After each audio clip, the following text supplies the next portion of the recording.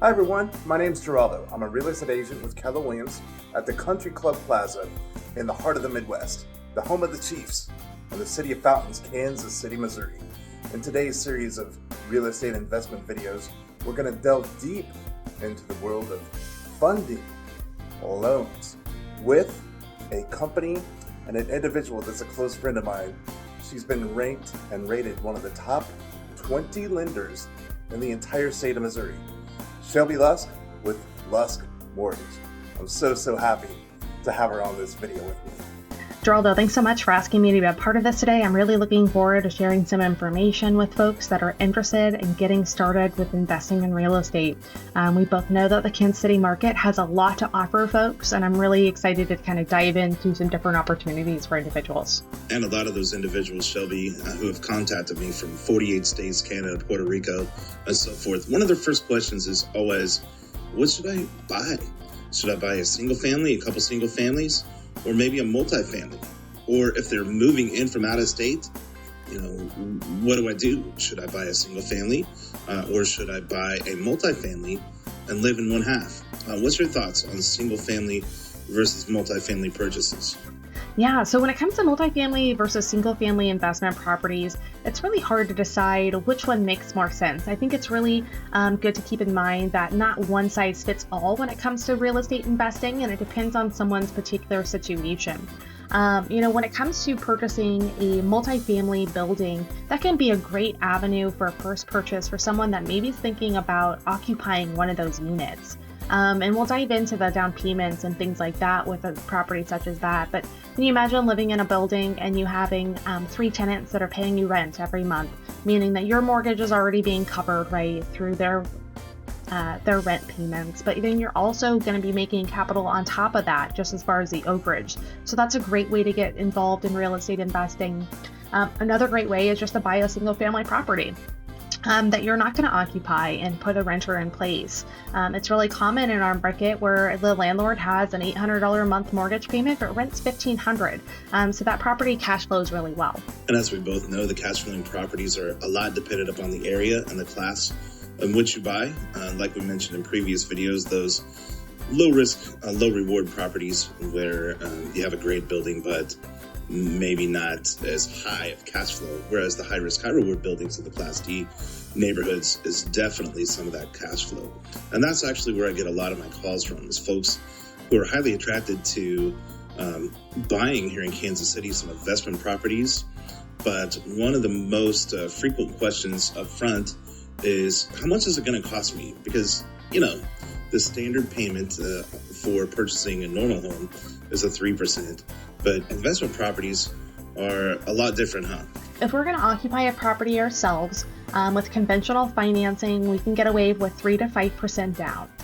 Now, if that property is intended for an investment, meaning you yourself are not going to live there, then you're looking at anywhere from 15 to 20% down, depending on the financial institute you move forward with. When it comes to multifamily, for instance, something that is relatively common as well is what we call FHA financing. So FHA financing is also available for single family homes or one door with 3.5% down, and is a great way in to keep your down payment low.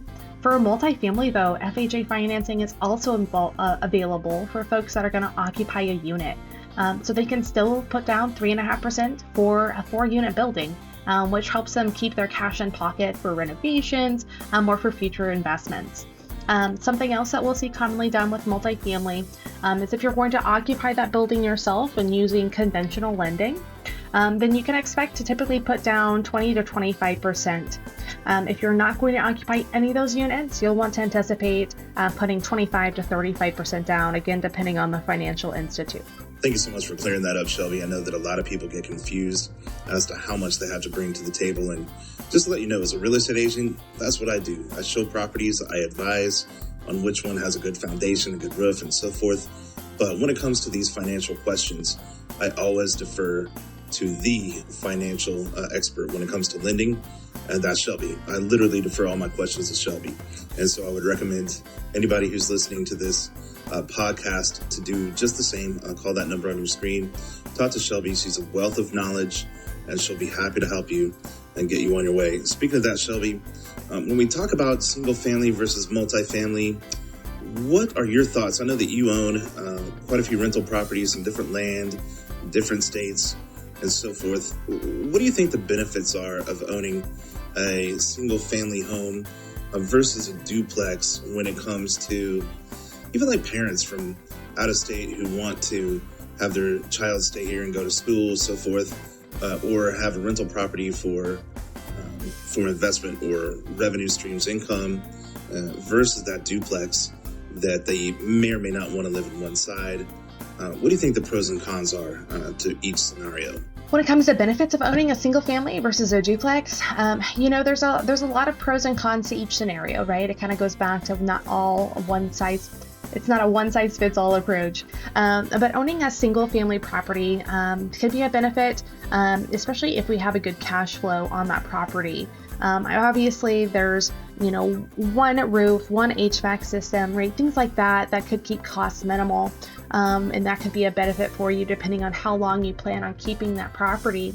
When it comes to a duplex, obviously we have additional things of concern as far as, heating and cooling and things like that require maintenance. But when you've got more than one door, you're likely seeing a larger cash flow as well off that property, which will help pay for some of those expenses if something comes up there later on. Some people thankfully know about how much money it's going to cost to get an investment property. Maybe they've saved $10 or $20 or $30,000, or some might want to pay in cash at all. But then there's other costs associated with buying an investment property. There's the bank appraisal in some cases, unless it's an all-cash deal, or the inspection. When we're adding up all costs to be prepared for closing costs, and mind you, closing costs is not including your down payment. By standard, we tell folks to be prepared from $4,500 to $5,500 for the setup, for closing costs, for their inspections, appraisals, and all of that that you'll want to have take place over the purchase price or the purchase timeline of a contract. So, Shelbi, to this point, we've been talking primarily about multifamilies. Anywhere from 2 to 4 units are the multifamilies. But above that, for folks that are in a different situation and want to acquire above the 4-unit properties, comes a commercial loan. And a commercial loan is defined, of course, by 5 or more separate doors or individually lived-in spaces.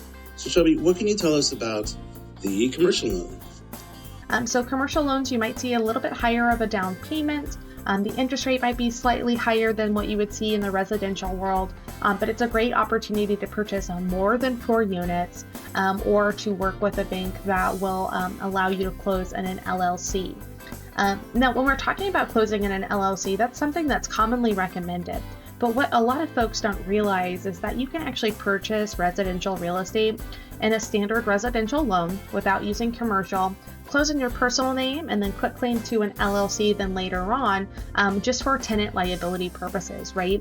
That way, when someone goes to look up the property, they see the LLC name rather than your name individually, which provides the same types of protections. Now, Shelbi, another common misconception is just because you have a portfolio loan, a commercial loan, a multifamily loan, a single family investment loan, and we're not quite sure, a lot of people aren't quite sure on the amount of money that it takes. Does it vary from loan to loan and types of properties that you're going to get on the amount of down payment that you're going to be responsible to bring to the table?